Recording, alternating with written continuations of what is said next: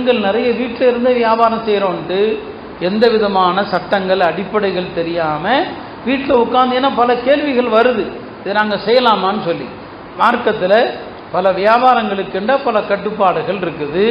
வீட்டில் உட்காந்து ஆர்டர் பண்ணி வியாபாரம் செய்கிறாங்கன்னா ஷரியத்தில் ஒரு பொருளை நீங்கள் வாங்குறீங்கன்னு சொன்னால் உங்கள் கைக்கு அந்த பொருள் வந்த பிறகு தான் நீங்கள் அடுத்த ஆளுக்கு விற்கலாம். உங்களுக்கு அது டெலிவரி ஆகணும். உங்கள் கையில் வராமல் அடுத்த ஆளுக்கு என்ன செய்யக்கூடாது, விற்கக்கூடாது. ஆன்லைன் வர்த்தகத்தில் ஈடுபடும் போது ஷரியத்தினுடைய பல நிபந்தனைகள் மீறப்படக்கூடிய சூழ்நிலை இருக்குது. இதெல்லாம் தெரியாமல் பெண்கள் செய்கிறாங்க. அதனால் இந்த நிஸ்வான் பெண்கள், அந்த பெண்மணிகளுக்கு என்ன செய்யுங்க, யாராவது ஒரு சிறந்த முஃப்தியை வைத்து இந்த மாதிரி வீட்டில் உட்காந்து சரி தொழில் செய்யுங்க, அது ஹலாலான தொழிலாது, அதில் என்னென்ன ஷரத்துகள் பேணப்படணும், என்னென்ன நிபந்தனைகள் பேணப்படணும், இதை ஆலிம்களை வைத்து சொல்லிக் கொடுங்க. சொல்லிக் கொடுத்து அந்த செய்கிறேன்னா தப்பு இல்லை. பெண்கள் பர்தாவை பேணி தொழில் செய்யணும்னு நினச்சா செய்யலாம். சஹாபி பெண்மணிகளும் செஞ்சாங்க. இன்னைக்கு சில விஷயங்களை நம்ம ஓப்பனாக சொல்ல முடியாது.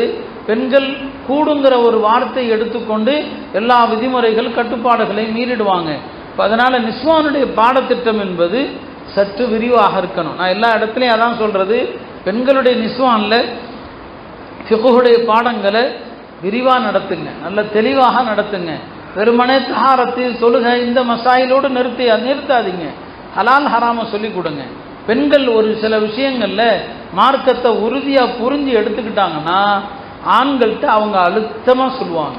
பெண்கள்கிட்ட பேணுதல் வந்துருச்சுன்னா அங்கே சொல்லுவாங்க, எங்களுக்கு ஹராமான உணவை வீட்டுக்குள் கொண்டு வந்துடாதீங்கன்னு சொல்லி. அதனால் இந்த ஹதீஸை மையப்படுத்தி பெண்களுக்கு இந்த வியாபார சம்பந்தமான ஹலால் ஹராம் சம்பந்தமான விஷயங்களை கற்றுக் கொடுங்க. ஒரு அடிப்படை எப்போதுமே இங்கே இருக்கிற ஆண்கள் பெண்கள் எல்லாருக்கும் சொல்கிறேன், நபி ஸல்லல்லாஹு அலைஹி வஸல்லம் அவங்க சொல்லக்கூடிய ஒரே அடிப்படை தான், தாமா எரீபுக்க இலா மாலா எரீபுக்க. சந்தேகம் வந்துருச்சுன்னா அதை விட்டுறணும். சந்தேகம் இல்லாமல் உறுதியாக எதை இருக்குதோ அதை எடுக்கணும். அதனால் சந்தேகம் வந்துருச்சு, அந்த காரியத்தை நாம் செய்யவே கூடாது. இன்றைக்கு இருக்கக்கூடிய பல்வேறு இந்த சந்தேகத்திற்குரிய வியாபாரங்கள் இதையெல்லாம் விட்டு சுத்தமானாதான் நம்முடைய அமல்கள் அல்லாஹ்ட்ட ஏற்கப்படும்.